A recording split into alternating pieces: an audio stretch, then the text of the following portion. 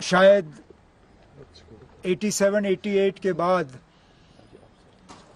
ये पहली मर्तबा है कि इतने कम अरसे के अंदर और इतने कम फेजेस में इलेक्शन जो हैं जम्मू कश्मीर में कराए जा रहे हैं। जाहिर सी बात है कि पॉलिटिकल पार्टीज़ के लिए ये एक नया तजुर्बा होगा, लेकिन मैं नेशनल कॉन्फ्रेंस के तरफ से इतना ही कह सकता हूँ कि हम पहले से ही इस दिन की तैयारी में लगे हुए थे और बिल्कुल फौरी तौर हम अपना इलेक्शन का सिलसिला जो है वो शुरू कर लेंगे। इसके साथ साथ इलेक्शन कमीशन ऑफ इंडिया की तरफ से अभी जो मैं उनका प्रेस कॉन्फ्रेंस सुन रहा था, उन्होंने फ्री और फेयर पोल्स पे बहुत ज़ोर दिया। उन्होंने सिक्योरिटी को लेके किसी तरह की पॉलिटिक्स नहीं होनी चाहिए उसका जिक्र किया। तो मैं फौरी तौर इलेक्शन कमीशन से गुजारिश करना चाहता हूं, हम उन्हें एक चिट्ठी भी भेज रहे हैं आज कि लगातार पिछले 24 घंटे में जो बेशुमार यहाँ ट्रांसफ़रें हुई, इलेक्शन कमीशन को उनका फौरी तौर जायज़ा लेना चाहिए। इतने सारे अफसर अचानक ट्रांसफ़र किए जाना।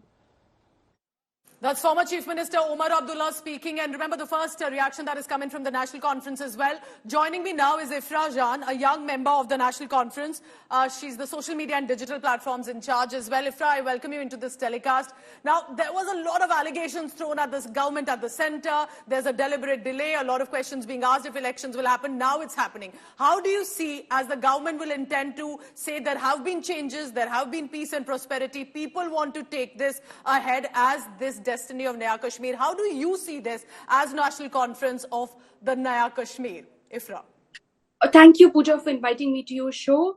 National Conference welcomes this decision, and National Conference very clearly said that any restoration of peace and normalcy in Jammu and Kashmir is essential, and you cannot have peace, you cannot have normalcy if you do not have electoral politics, if you do not have people choosing their own elected representatives in a country like India that is well known in global south for being one of the biggest democracies in the world. But let's not forget, Pooja, that these elections have come only after the Supreme Court of India left no choice with the BJP government. These elections are not being held simply because one day BJP decided to hold them. These elections are held because the Supreme Court mandated it and said that by 30th of September, the elections must be held.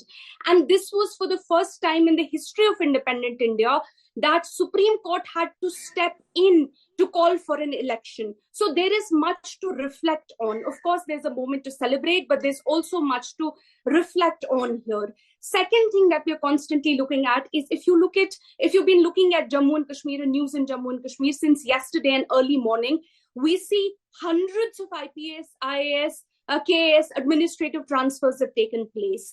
The question is, why have these transfers suddenly taken place literally 3 hours before the Election Commission of India announcing the poll date? This very clearly shows that the BJP government is trying to place its good administrative officers in positions that may very well. But the Chief Election Commissioner also took his time. The team went on the ground. They assessed the security of the region, and that's when they as an independent body have decided to announce these dates. So it would be slightly unfair to say, isn't it, that it's all the BJP government that's doing. But I appreciate you and your view that you've given. In fact, National Conference has been able to have a good number of representatives in the Lok Sabha elections this time as well. So National Conference will be a big player when it comes to Jammu and Kashmir elections.